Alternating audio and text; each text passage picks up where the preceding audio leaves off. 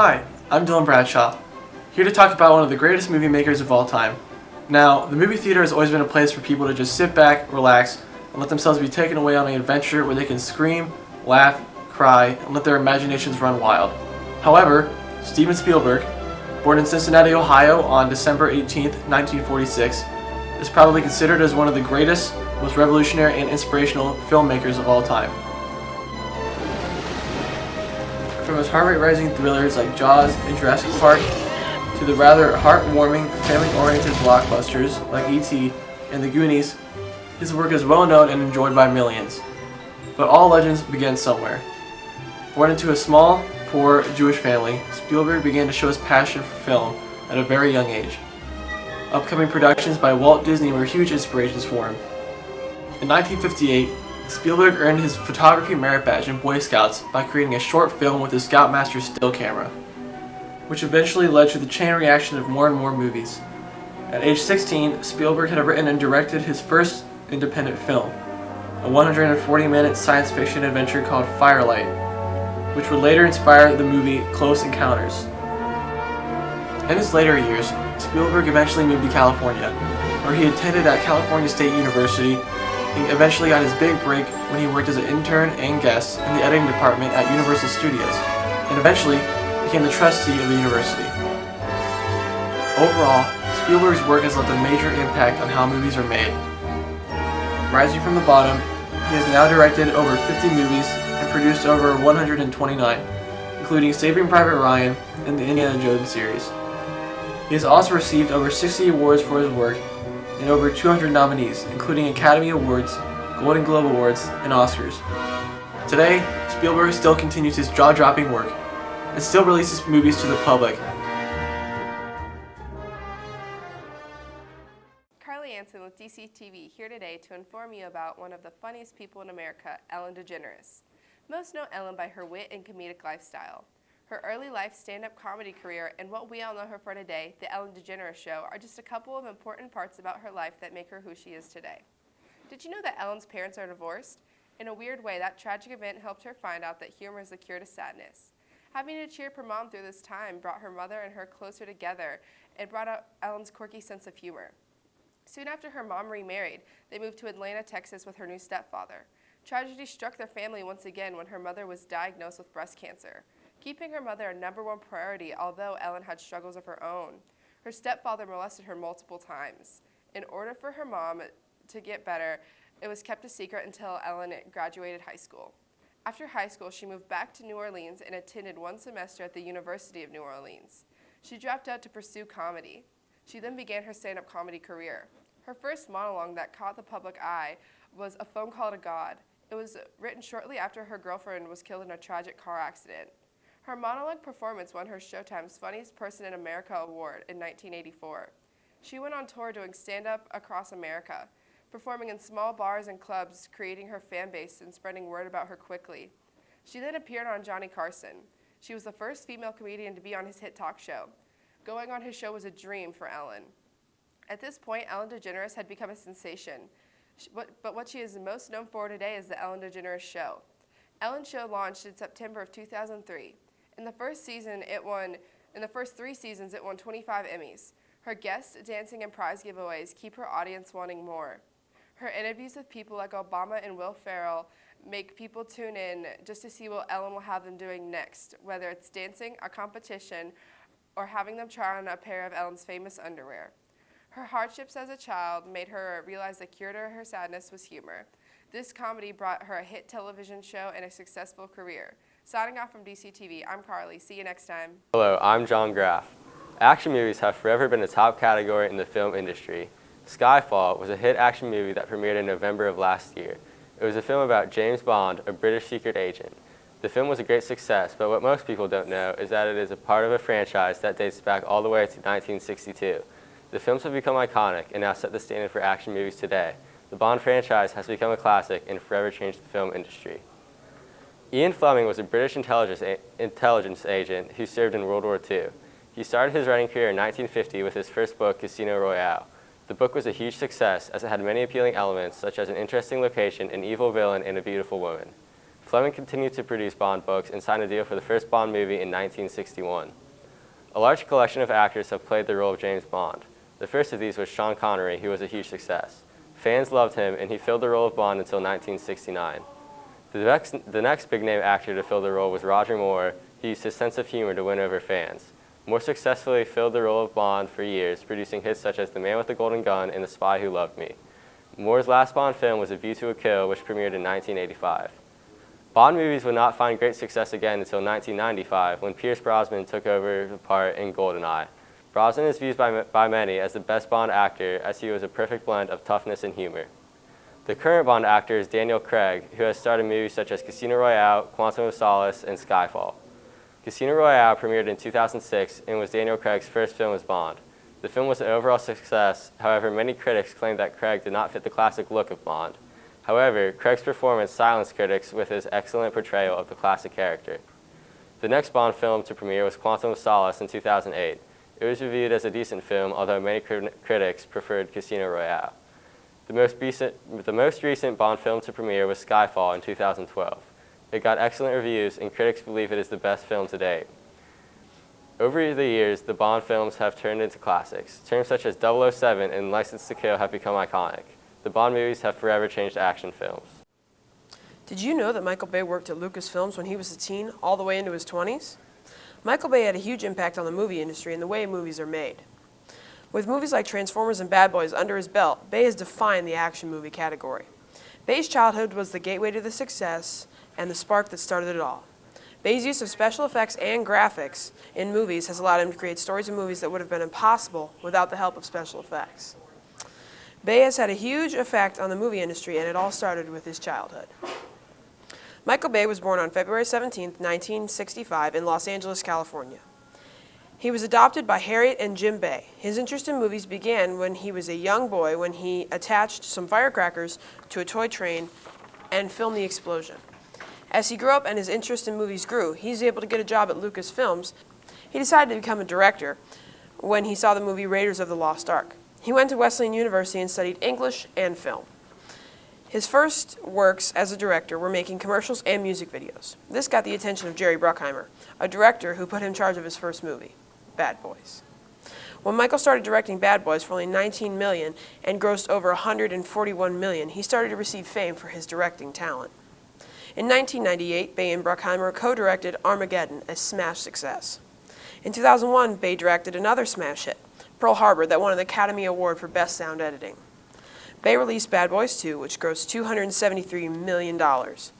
In 2007, Bay directed the action thriller Transformers. Bay has had the 8th highest income as a director in the United States. One of the reasons for his success is his use of special effects and graphics. A prime example is Transformers. Bay acquired Digital Domain, a digital effects company, in 1996.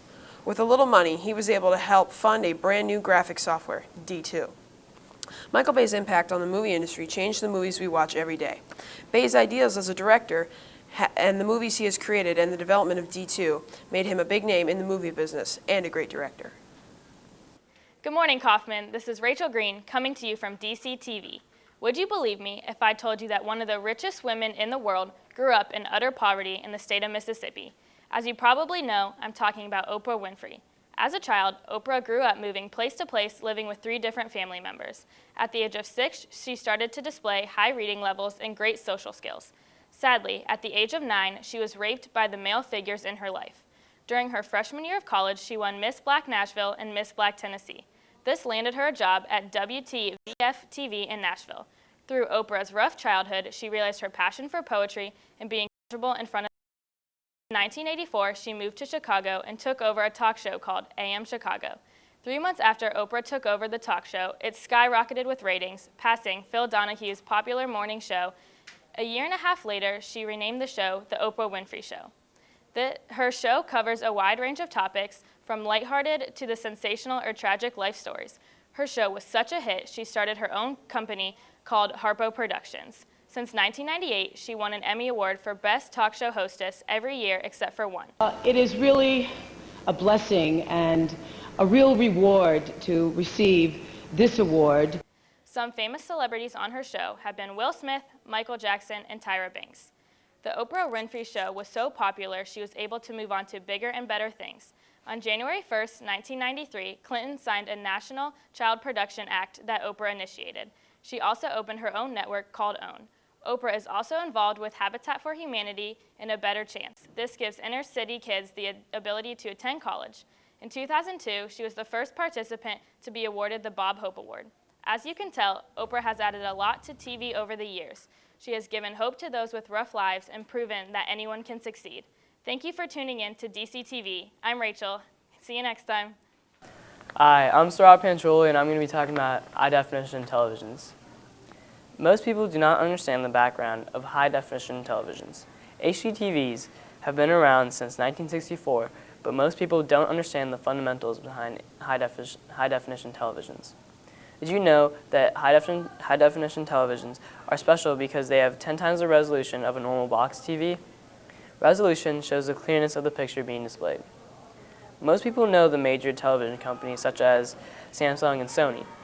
They're trying to further advance HD technology by trying to create a resolution higher than 1080p resolution. The one key factor that sets HD TVs aside from all other TVs is that they have a higher resolution. Most high-definition televisions use 1080p resolution or 720p. The higher the resolution, the clearer the picture is. There are multiple ways of increasing resolution manually instead of buying a new TV. The trick is connecting an HDMI cord and it will instantly add resolution.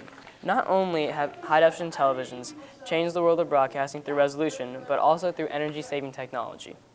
Unlike old box TVs, new high-definition televisions have Energy Star technology, which limits the amount of power they consume. Knowing my family, I wouldn't want a TV that increases my electric bill, so going with an HD Energy Star TV would be very beneficial. One other way HD TVs change the way of broadcasting is through the creation of LED and plasma TVs. LED TVs stun the world through its bright screens and vivid colors. Plasma TVs are right up there with LED TVs with their large TVs and high resolution. They each sell massive quantities, although LED TVs are more common around households. HD TVs have molded the world of broadcasting through always advancing technologies. Companies increase resolution, save energy, and create LED and plasma TVs. So how will companies further expand HD TVs? Only time will tell. Good morning, I'm Caleb, and you're watching Rise and Shine. Many parents rely on the rating system to decide whether or not to allow their children to watch a movie. The movie rating system is broken up into 5 categories: G, PG, PG-13, R, and NC-17. G-rated movies are meant for all audiences. They contain no language that would offend anyone or indecent footage. PG movies may contain slight profanity, some violence, and/or brief nudity. Parents should check these movies out before they let their young children see them. PG-13 movies are a slight bit worse than PG movies. They contain a bit more profanity and indecent material, and anything that has even slight drug use requires a PG-13 rating. In order to see a PG-13 movie, you have to be 13 or accompanied by an adult. R-rated movies contain heavy profanity, adult themes, nudity, and/or drug use. You must be 17 years old to see these movies or be accompanied by an adult. NC-17 rated movies contain material that is deemed only appropriate for adults to see, so anyone who is under the age of 17 will not be permitted in the theater. Violence is a big issue in the movie rating industry. Critics link shootings such as Columbine to an increasing prevalence of violence in movies. Politicians and movie makers have been trying to push movie raters to put more movies into the NC-17 category. This is because most theaters will not show an NC-17 movie because it is bad for business. Furthermore, movie theaters have cried out asking for fewer R-rated movies. Attendance in North America has been down 12% in the last year. Movie theaters believe this is due to the amount of R-rated movies in the last few years. They believe that because of the recent shootings, that parents will not allow their teenagers to go see as many R-rated movies. That's all I have for you. Caleb Powell, signing off. 5, 4, 3. Hello, my name is Chase Fox, and I'll be telling you about Michael Bay today. Michael Bay is a very skilled movie producer. He has directed many movies in the past and will direct many more in the future. All throughout his life, Michael liked to produce and direct movies. Michael Bay is best known for producing high-budget action films. Michael Bay got his education from Wesleyan University. He was noticed for his music videos. Even from a young age, Michael Bay made movies when he had access to film equipment. When Michael Bay was a boy, he attached some firecrackers to a toy train and filmed the ensuing fiery disaster with his mother's 8mm camera. When Michael was 15, he got an internship with George Lucas. He helped fill in storyboards for Raiders of the Lost Ark. After that, he started working at Propaganda Films. Michael Bay has produced many high-budget action films such as The Transformers and Pain and Gain. His cousin Susan Bay is the wife of the Star Trek actor Leonard Nimoy. Jerry Bruckheimer noticed him for his music videos. He started directing commercials and music videos at Propaganda Films. His first national commercial for the Red Cross won a Clio in 1992. The first film that he directed was Bad Boys. It was shot in 1994 in Miami. Michael Bay has produced many movies that many people have liked and loved. The ones that he has produced were very good, and the ones that he is going to produce are going to be great. Thank you for tuning in tonight. I'm Chase Fox. Good night.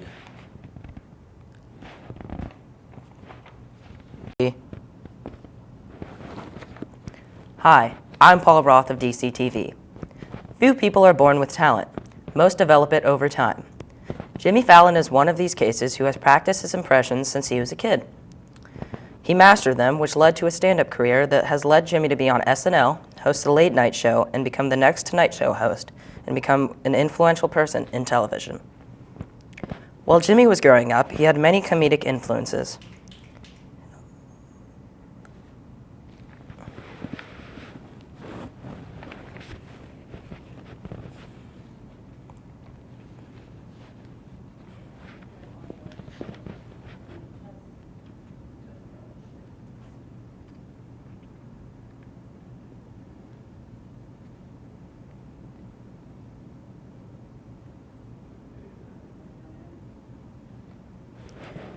While Jimmy was growing up, he had many comedic influences.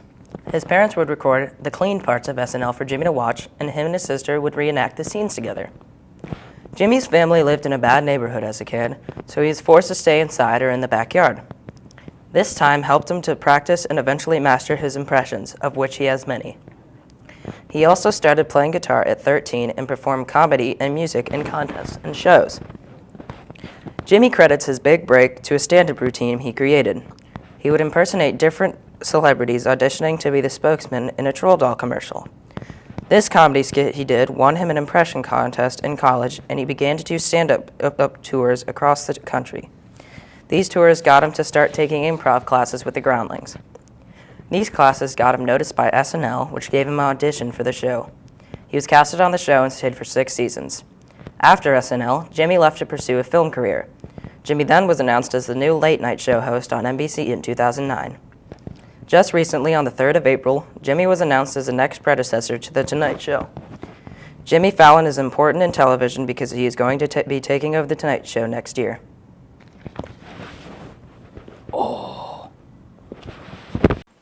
Hi, I'm Sammy from DCTV, and I'm here to talk to you about reality television.